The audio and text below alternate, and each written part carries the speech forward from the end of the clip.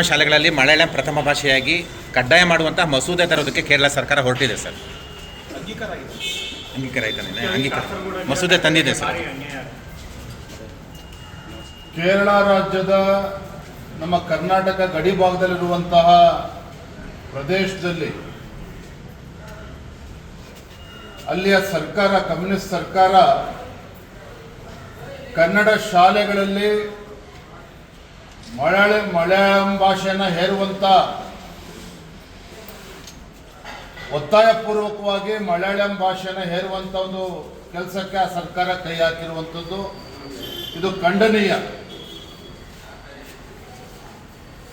ಇದು ಭಾರತೀಯ ಜನತಾ ಪಾರ್ಟಿ ಇದು ಪ್ರಬಲವಾಗಿ ಖಂಡಿಸ್ತದೆ. ಅಷ್ಟೇ ಅಲ್ಲ, ಎಲ್ಲ ಕನ್ನಡ ಪರ ಸಂಘಟನೆಗಳು ಕೂಡ ಇದರ ಪ್ರಬಲ ವಿರೋಧವನ್ನು ಮಾಡಿದೆ.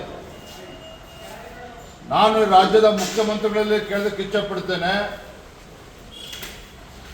ಏನು ನಿಮ್ಮ ರಾಷ್ಟ್ರದ ಕಾಂಗ್ರೆಸ್ ಪಕ್ಷದ AICCಯ ಪ್ರಧಾನ ಕಾರ್ಯದರ್ಶಿಗಳು KC ವೇಣುಗೋಪಾಲ್ ಅವರು ಕರ್ನಾಟಕದ ವಿಚಾರದಲ್ಲಿ ಪದೇ ಪದೇ ಮೂಗು ತೋರಿಸುವಂಥ ಕೆಲಸವನ್ನು ಮಾಡ್ತಾರೆ. ನೀವು ಕೂಡ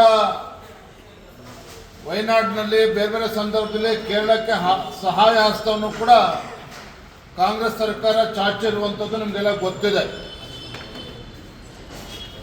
ಮೊನ್ನೆ ಕೋಗಿಲು ಪ್ರಕರಣದಲ್ಲೂ ಸಹ KC ವೇಣುಗೋಪಾಲ್ ಅವರು ಅಬ್ಬರಿಸೋದಕ್ಕೆ ಇಡೀ ಕಾಂಗ್ರೆಸ್ ಸರ್ಕಾರದಲ್ಲಿ ನಡುಗೋಯ್ತು ಕರ್ನಾಟಕ ರಾಜ್ಯದಲ್ಲಿ.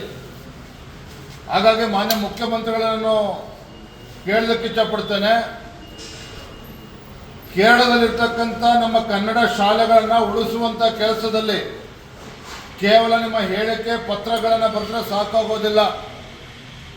ನಿಮ್ಮ KC ವೇಣುಗೋಪಾಲ್ ಅವರ ಕಿವಿಯನ್ನು ಹಿಂಡಿ ಯಾವುದೇ ರೀತಿ ಕನ್ನಡಿಗರಿಗೆ ಅನ್ಯಾಯ ಆಗಬಾರ್ದು, ಕೇರಳದಲ್ಲಿರುವಂತಹ ಕನ್ನಡ ಶಾಲೆಯನ್ನು ರಕ್ಷಣೆ ಮಾಡುವಂಥದ್ದಾಗಲಿ, ಕೇರಳದಲ್ಲಿರ್ತಕ್ಕಂಥ ಕನ್ನಡ ಶಾಲೆಗಳ ಮೇಲೆ ಮಲಯಾಳಂ ಭಾಷೆ ಹೇರುವಂಥದ್ರಲ್ಲಿ ಯಾವುದಕ್ಕೂ ಕೂಡ ಅವಕಾಶನ ಕೊಡಬಾರ್ದು.